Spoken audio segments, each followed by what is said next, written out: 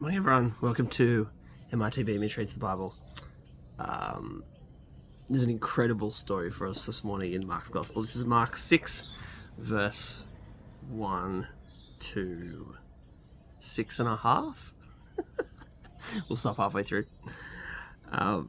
Because that's the end of the pericope. That's a cool word, pericope. I think it just means story, or section. Let me read it to you. He left that place and came to his hometown, and his disciples followed him. On the Sabbath he began to teach in the synagogue, and many who heard him were astounded. They said, "Where did this man get all of this? What is this wisdom that's been given to him? What deeds of power are being done by his hands? Is not this the carpenter's son of Mary, the brother of James and Joseph and Judas and Simon? And are not his sisters with us?" And they took offense at him. And then Jesus said to them, "Prophets are not without honor except in their hometown, and among their own kin, and in their own house." And he could do no deed of power there, except that he laid hands on a few sick people and cured them. And he was amazed at their unbelief. I love that line at the end where it says, "He could do no deeds of power there, except lay hands on a few sick people and cure them." That seems like an understatement. But to be honest, I find these stories really, incredible. As in, they seem so bizarre.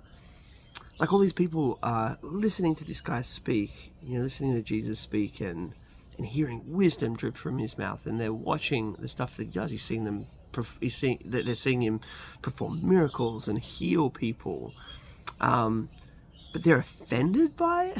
And they can't believe it, and they're like, "Who is this guy? Like, who does he think that he is, doing all these miracles?" It seems so weird. Like, surely if you came across someone who's like performing these kind of miracles, like healing the sick, raising the dead, and teaching with authority and power, you would be like, "Man, I need to figure out who this guy is." But they're not like that. It reminds me of something that I heard from a preacher a really long time ago. He said, people don't disbelieve in Jesus because of a lack of evidence. There's so much evidence that Jesus existed and that he did these kind of miracles more than any other historical figure from at least around the time and anywhere up through the Middle Ages, I think. So much evidence existed, and all of those kinds of things. Also, the evidence for God is philosophical evidence. I think is undeniable. People don't disbelieve in Jesus or God because there's not enough evidence. They disbelieve it because they don't want to believe it.